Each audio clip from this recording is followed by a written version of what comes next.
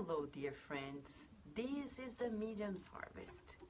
The Medium's Harvest is a book that was psychographed by Xavier in 1960, authored by Emmanuel and published in 1961 as a tribute to 100 years of the publication of the Medium's book in 1961.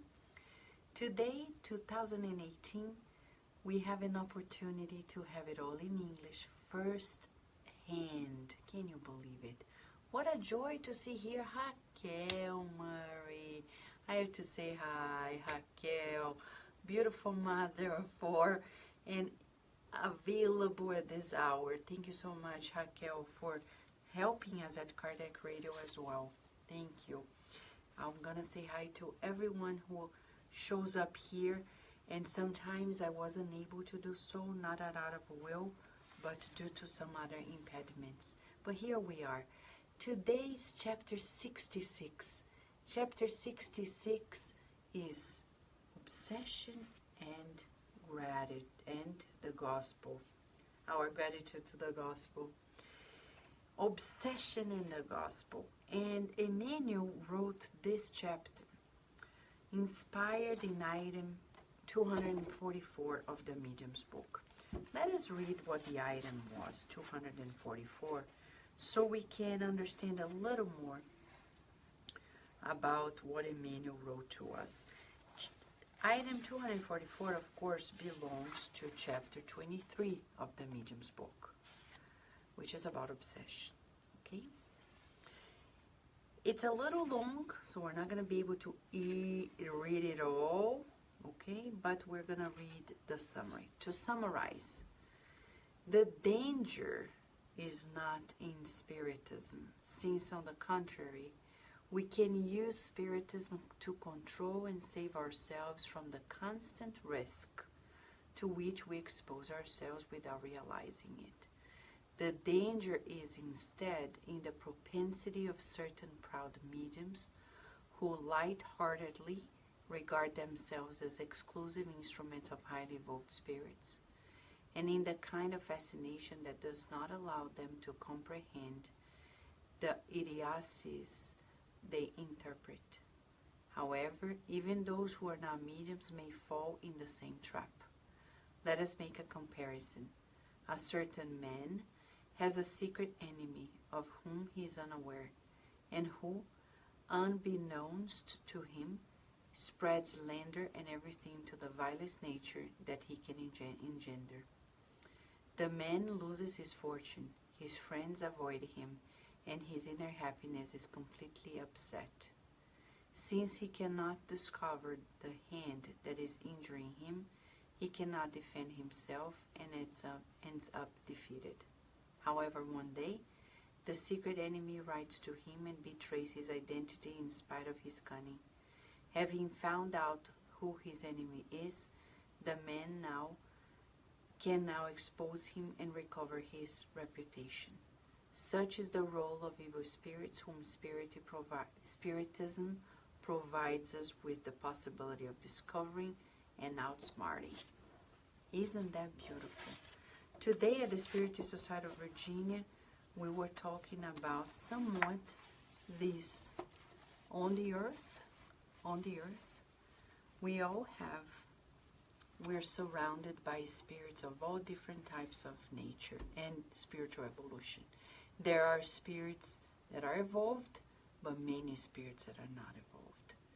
So this tells us that every day when we wake up, we need to be fully aware that we'll be surrounded by spirits of lower order who have nothing else to do but to instigate dissensions, problems, etc.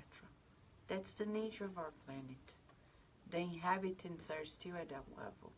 So what do? We outsmart them. How?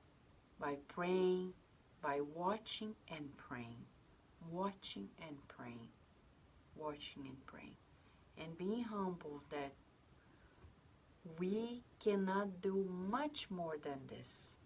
And only God can help them change their hearts. With our help, they can change too. Okay? Now let's see what our dear Emmanuel tells us in that regard. Because some people, as Kardec say, think that mediumship can create obsessions, imbalances. And Kardec is saying, no, not necessarily. On the contrary, the practice of mediumship, according to Spiritism, can be even safeguarding. So let's see what Emmanuel says. Chapter 66, Obsession and the Gospel. It was a public meeting on September 9th, 1960. Question 200, item 244 of the Medium's book. Emmanuel then wrote the following. To those who say that Spiritism creates obsessions in the current world, let us respond with the Gospel themselves. In verses 33 to 35 of chapter 4 in the Gospel of Luke, we point out the man who was in the sanctuary possessed by an unhappy spirit, crying out to Jesus as soon as he had perceived his presence. What have we to do with you? And the master, after rebuking him, managed to withdraw him, restoring the balance of the companion who suffered the harassment. There we have the direct obsession.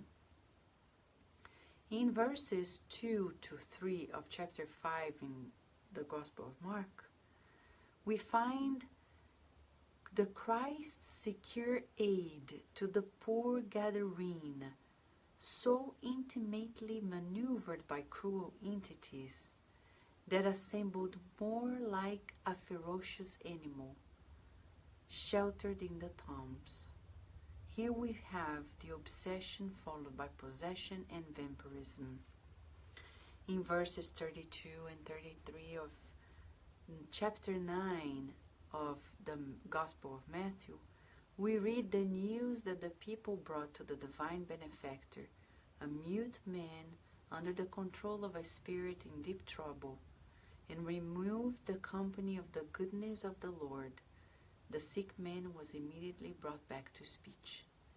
Here we have the complex obsession reaching soul and body.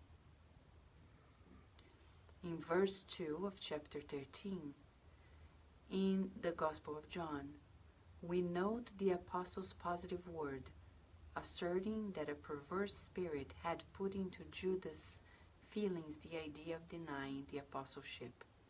Here we have the indirect obsession in which the victim suffers demeaning influence without losing his own responsibility. In verses 5 to 7 of chapter 8, in the Acts of the Apostles, we're informed that Philip, conveying the message of the Christ among the Samaritans, was able to cure many lame and crippled at once by simply removing the lower entities that bothered them. There we have the collective obsession generating phantom diseases. And from one to the next we see that the New Testament deals with the problem of obsession with the same humanitarian interest of the Spiritist doctrine. Let us not stop before the contumacious critics. Let us extend the service of help to obsessive processes of all kinds, because Allan Kardec's principles revived the teachings of Jesus in the ancient battle of light against the shadow and good versus evil.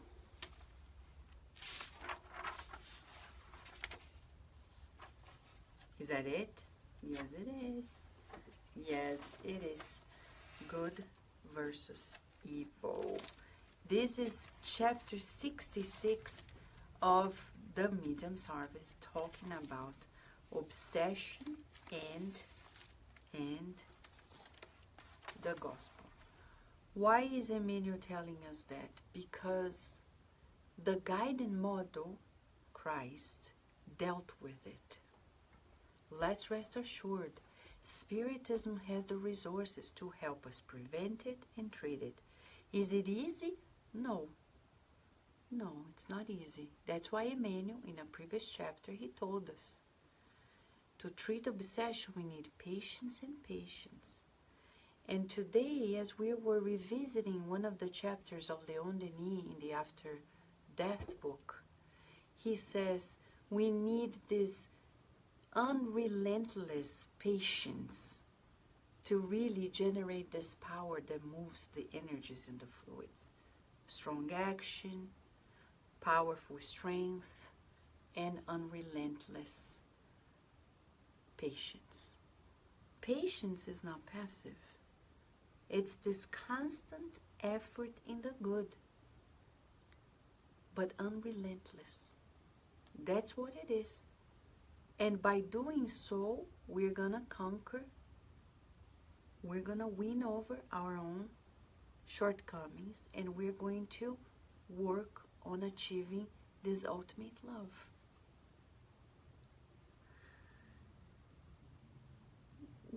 There are two sentences here that Emmanuel is using that it's important for us to meditate and think about our feelings. He says, to those who say that Spiritism creates obsession in the current world, let us respond with the Gospels themselves.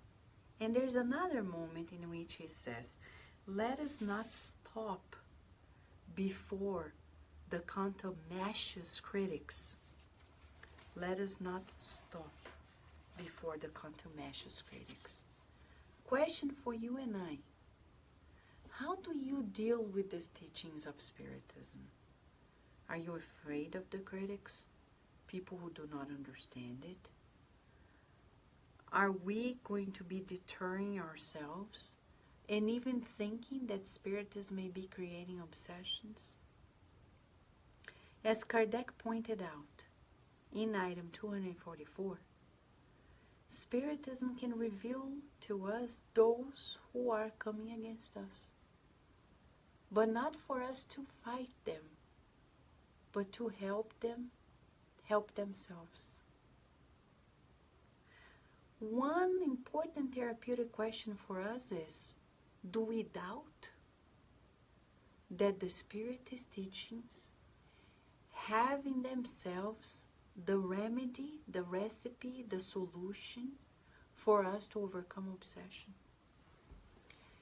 Do we deter ourselves when we face people that do not believe it and may strongly criticize it? Because Emmanuel is telling us, we have in the Gospel several passages that tell us how Jesus dealt with the different forms of obsession. First form, he says, direct obsession. The man who was unhappy, the man who was possessed by an unhappy spirit, who was enveloped, obsessed by an unhappy spirit.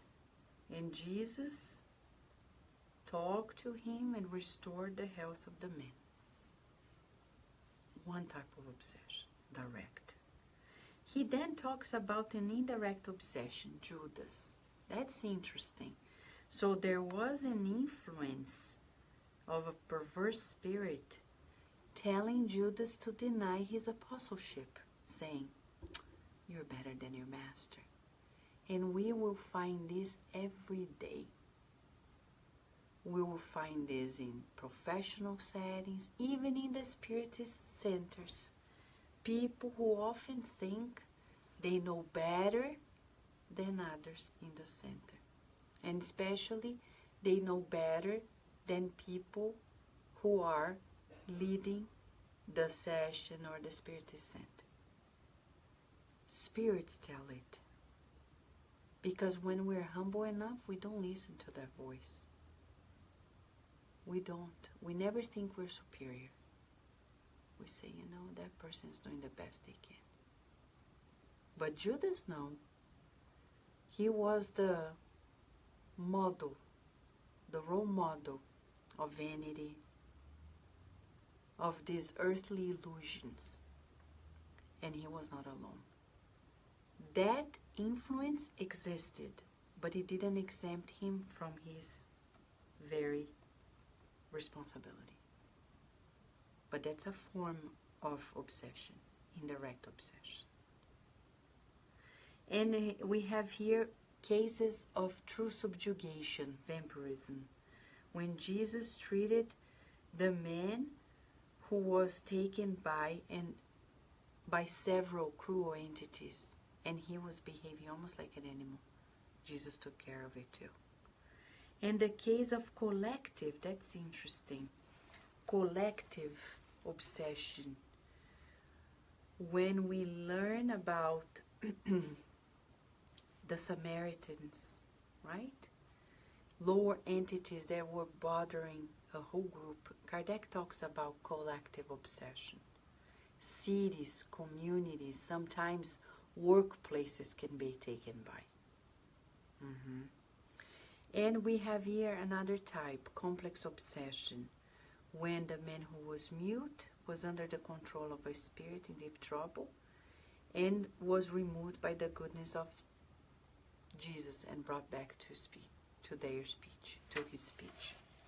So different types of obsession and how Jesus addressed, how the apostles learned with Jesus, the disciples, and we're learning too that Jesus used the very same techniques that we apply in Spiritism, because we are bringing the teachings from him. So Spiritism does not cause obsession.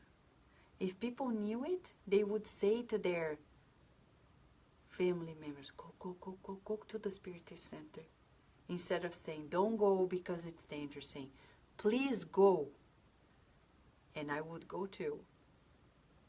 That's the way to go. But you and I need to think, do we still hesitate? Do we still listen to these critics? Do we still believe in that voice that comes external to us saying, if you go too deep, you're going to go crazy? Because I know many people who do not practice mediumship out of fear.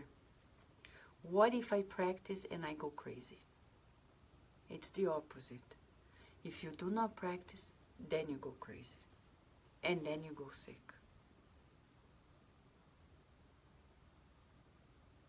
Why? Because it's a natural process that needs to be dealt.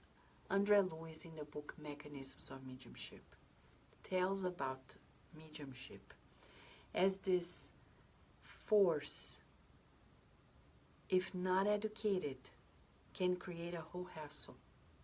Like he compares to the electrical powerhouse, the water, the dam, the conversion of it all in electricity.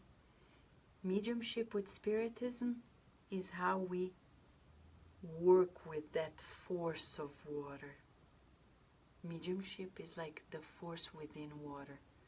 If we don't treat it and work with it, we don't have light. That's how André Luiz compares mediumship in the book Mechanisms of Mediumship.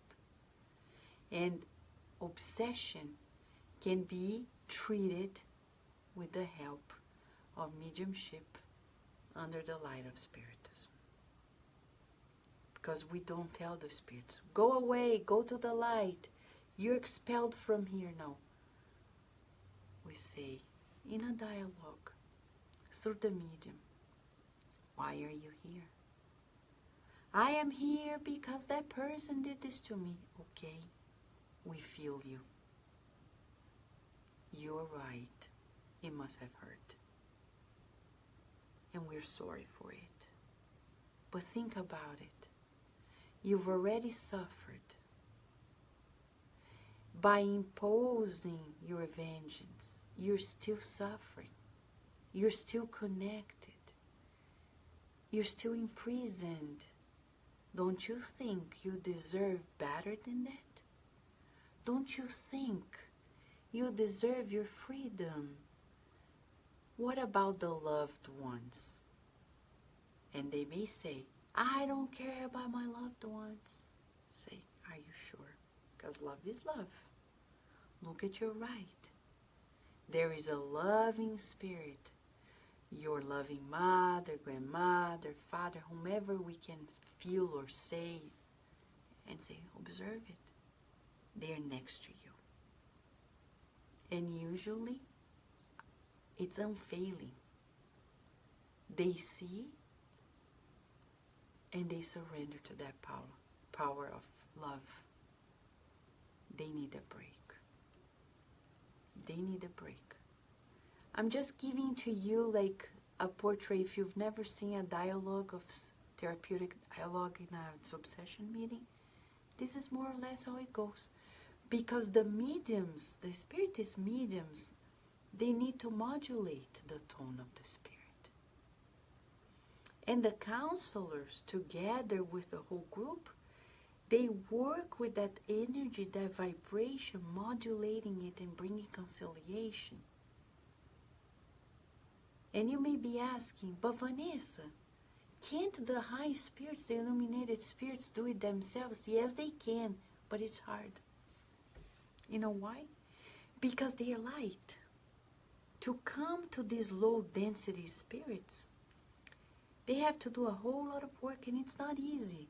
When you go, for example, and read the book Sex and Destiny by Andrea Lewis, in one of the passages, you're going to see Andrea Lewis describing how he wants to enter spiritually, the apartment of the family he's helping. Because there is a discarnate spirit there he needs to talk to.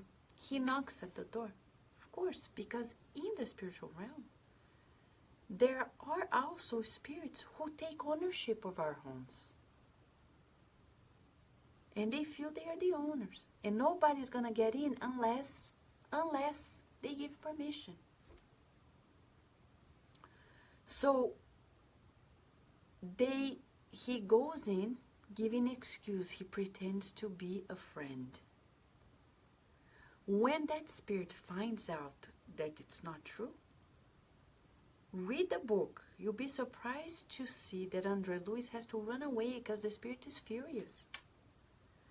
So the superior spirits cannot easily assess the low order entities, the obsessors, because they don't want to talk to the superior spirits. Just like gangs, mobs, how can the police enter the house of a mobster and be welcomed? Do you think they're going to be welcomed? No. They have to be disguised. And it's not easy. It's dangerous. In like fashion, the superior spirits, counting on us mediums and incarnates in a mediumistic team, they can more easily talk to them.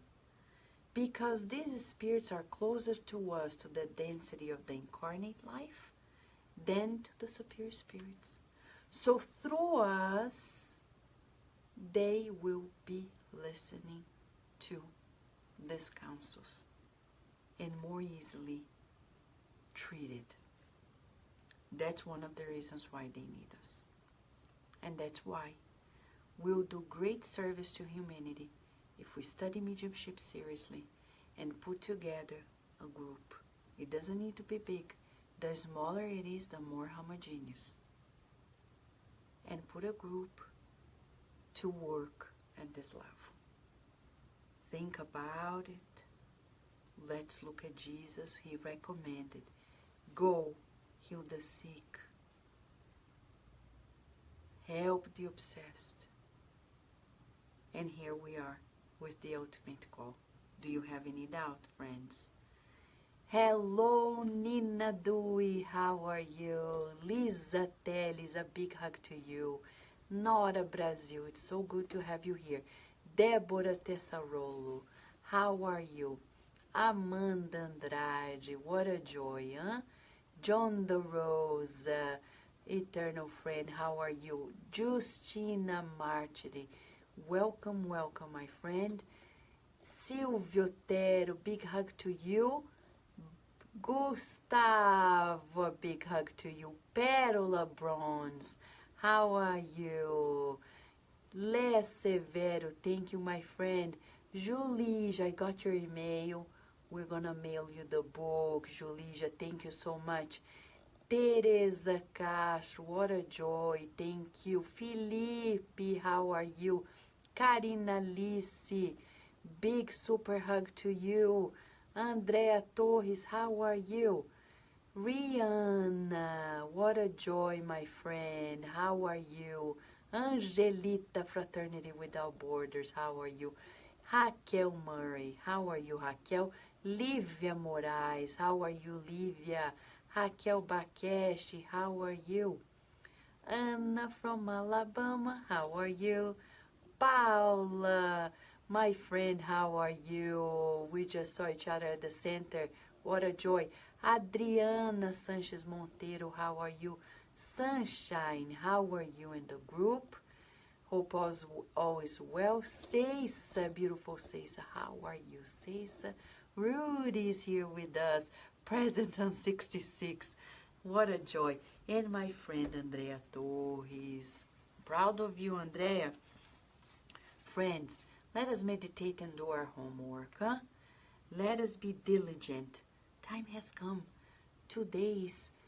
It's already 2018. We no longer live in the Middle Ages. Now we know it's not Dark Age anymore. We are past illumination. We already have the Spiritist doctrine. And we already have solid teachings to make us work in this beautiful ability, mediumship, this divine concession of God, and to help ourselves and help others. Shall we? What's going to happen tomorrow when we come back? Talking about helping others, here we go. Emmanuel is brilliant, educator. He says, chapter 67, mediumship and the sick. Mediumship and the sick. What does he say? Ooh, a whole lot. As a teaser, huh? Teaser, he says, healing mediumship. Ta-da! Aha! In healing mediumship,